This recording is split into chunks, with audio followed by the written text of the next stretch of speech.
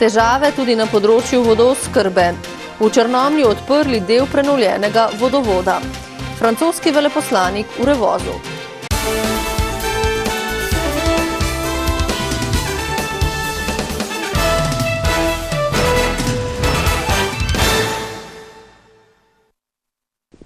Lepo pozdravljeni. Razmere po poplavah se stabilizirajo. Tako Kostanjeviški otok kot vasi ob Krki v občini Šentjernej so prevozne. Sicer pa so izredne vremenske razmere, predvsem plazovi v dolenjskih občinah povzročili škodo tudi na področju vodooskrbe. Na več predelih so namreč plazovi odnesli oziroma poškodovali vodovodne priključke in cevovode. Komunalni delavci so nekatere okvare že odpravili, a jih čaka še precej dela. V novomeški občini se je nekaj večjih in več manjših plazov sprožilo v Grčevju. Kjer sta dva večja plazova odnesla dva večja sistema. Enega smo obnovili, drugi bo obnovljen v kratkem, takoj ko bo to stvar možno sanirati. Imamo probleme tudi v občini Škocjan, potem so bili problemi tudi na izviru Kamnišček v Šentjernejski občini, kjer so že vzpostavili normalno stanje. Takšna poškodba ni enostavna za sanacijo, ker gre za zamenjavo večjega oziroma daljšega vodovodnega omrežja. Tukaj ni točkovna poškodba, ampak moramo zamenjati 10, 15, 20 metrov vodovoda. Na terenu so vse razpoložljive ekipe, poudarja Križman. Na kanalizaciji imamo problem v naselju Hrušica pri Brulčevem mlinu, kjer je plaz odnesel del cestišča in s tem je seveda ogrožena tudi kanalizacija. V šmareški občini so plazovi utrgali del cestišča na območju Gorenja vas Mevce. No, to ni pogosta okvara vodovodnega oziroma poškodba vodovodnega sistema. Večinoma se srečujemo z lomi. Tukaj je prišlo do plazenja zemljišča in s tem pretrganja vodovodnih cevi. Od sobote so zabeležili 5 pretrganj vodovodnega sistema zaradi plazenja zemljišča, a tega bržkone še ni konec. Sicer pa bodo v komunali pomagali tudi družinam v poplavah. Kljub temu, da so letos že izrabili tisti bonus odvoza kosovnih odpadkov in ponujemo seveda v brezplačen odvoz kosovnih odpadkov teh, ki so nastali kot posledica povodnji.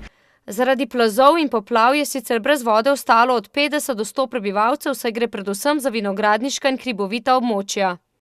Prebivalci, ki so po poplavah utrpeli gmotno škodo, lahko na pristojnem centru za socialno delo vložijo prošnjo za izredno nepovratno denarno pomoč. To lahko storijo z izpolnitvijo vloge za izredno denarno socialno pomoč. Strokovni delavci centrov bodo odločili o upravičenosti do izredne denarne socialne pomoči v skladu z zakonom o socialnem varstvu in denarnih prejemkih, ki določa, da se lahko izredno denarno pomoč dodeli zaradi naravne nesreče ob izpolnjevanju drugih zakonsko določenih pogojev. Izredna denarna socialna pomoč je vezana na namensko porabo sredstev, zato v centrih prosijo, da ob vlogi priložite morebitno dokumentacijo o nastali škodi, na primer fotografije. V okviru regionalnega projekta Belokranjski vodovod, ki ga sofinancira Evropska unija, bo na območju Črnomaljske občine zgrajeno ali obnovljeno 81 km vodovodnega omrežja. Na več odsekih se dela približujejo k koncu. Na vodovarstvenem območju Dobličene-Stoplja vas pa so že končana. In tako so včeraj uradno predali v uporabo 15 km obnovljenih vodovodov. Od tega dobrih 11 km transportnega vodovoda, ki povezuje vodni vir Dobličica z novimi vodnimi viri v semiški občini in zagotavlja bolj zanesljivo oskrbo s pitno vodo. Dobre 3 km pa je primarnega vodovoda, ki preko Rožanca povezuje Lokve z vodohramom nad Petrovo vasjo. Tako da krajevna skupnost Petrova vas zaenkrat je ta zadeva rešena. Jaz upam, da kar za veliko let. Na tem območju je bil sicer vodovod zgrajen že pred mnogimi leti, a voda je tekla po starih salonitnih ceveh, ki so jih sedaj zamenjali. Upam, da bo čim manj defektov, da bomo lahko ob katerikoli uri odprli pipo, pa da bo to zdrava pitna za nas, res pomembna voda za vse nas. Vrednost opravljenih del, ki so bila končana že leta 2012, znaša 1,7 milijona evrov. brez DDV-ja in ostalih skupnih stroškov projekta. Dela so bila že narejena, vendar dokler so to papirno dokumentacijo uskladiš in še določene, mogoče manjše zamike na terenu tudi urediš, da vse štima, to kar nekaj časa traja, to se tudi zdaj pokazalo. Uporabno dovoljenje so namreč pridobili šele konec minulega meseca, kar pomeni, da je sama gradnja vodovodnega omrežja najlažji del projekta.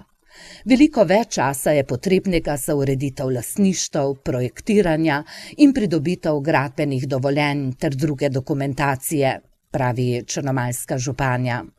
V Revozu so septembra začeli s prodajo novega Twinga v večini evropskih držav. Danes pa so v Novem mestu gostili pomembne poslovne partnerje, dobavitelje in druge visoke goste, ki so se, poleg ogleda proizvodnje, premierno z njim tudi zapeljali.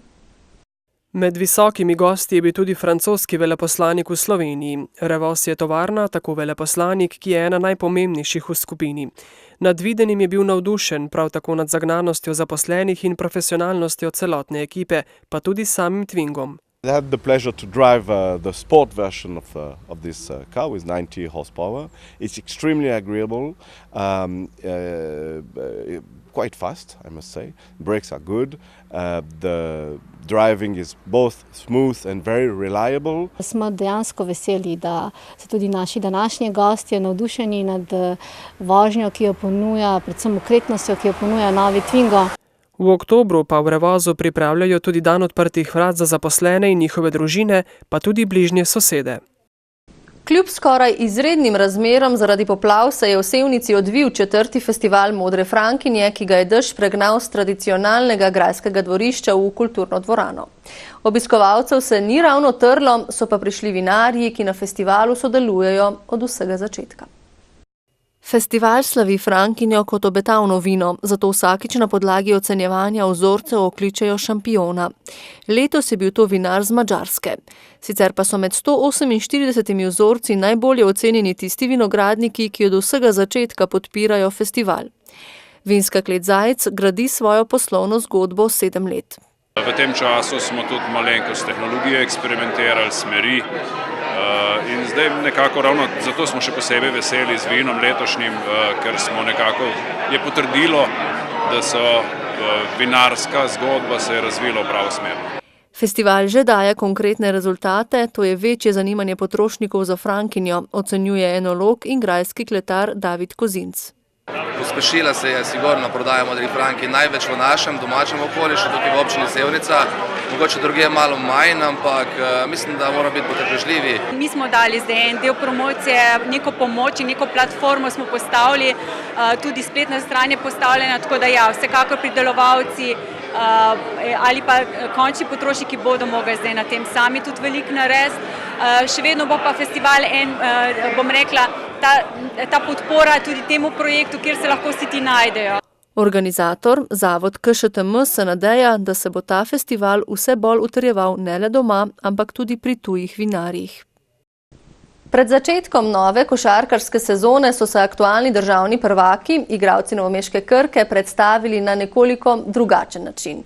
V enem od nakupovalnih centrov so se družili z navijači. Ne gre namreč pozabiti na pravilo, da so prav navijači pogosto dodatni igralci za domače moštvo na igrišču in tako izredno pomembni. Zelo sem vesel za navijače, da so nas prišli pogledati in jaz mislim, da bojo prišli tudi na tekmah, da spodbujati v čim večjem številko. Bomo rabili, tudi ko bomo slabo igrali, upam, da bojo stali za nami. Žalost je to, da iz leta v leto je manj navijačev, to je edina stvar, ker mi malo moti, ampak glede to je zelo dobro za navijače, malo druženja, tudi za nas, da se malo sprostimo kot igralci, prije prav tak dan. In upam, da bo takšnih dogodkov čim več. V klubu je nekaj novih igralcev, ki bodo nadomestili nekatere nosilce lanskoletne ekipe. Poznamo se vsi mi igralci med sabo in jaz mislim, da to Aleksandar Džikić zna in seveda se pravijo okrepiti. Fantje so trenutno sredi intenzivnih priprav na prihodnjo sezono, ker bodo nastopili v regionalni ABA ligi in državnem prvenstvu. Prva 2 tedna sta bila najtežja, veliko fizične kondicije in teka. Na kar imeli smo še par tekem, videli smo realno sliko, kako izgledamo na igrišču. Sedaj delamo na uigravanju igralcev ekipe, tako da smo na dobri poti. Že ta konec tedna pa bo v športni dvorani Marof potekal močan mednarodni košarkarski turnir Novo mesto Cup 2014.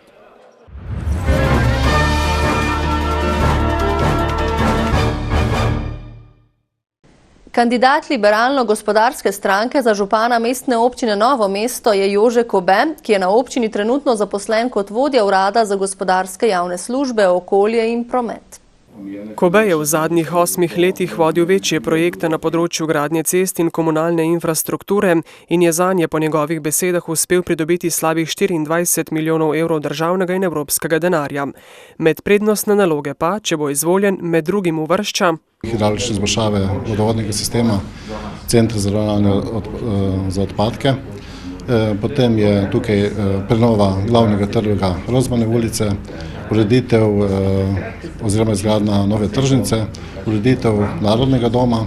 Listo liberalno-gospodarske stranke za občinski svet pa sestavljajo kandidati, ki so bili do sedaj v politiki nedejavni. Njen nosilec je Alojz Kobe, sledita mu Alenka Papeš in Brane Vovko. V Dolenjskih Toplicah se za županski stolček vnovič poteguje Franci Vovk, ki je bil topliški župan že prve 3 mandate. Tokrat kandidira kot neodvisni kandidat, pri tem pa stavi na posluh, srce in izkušnje.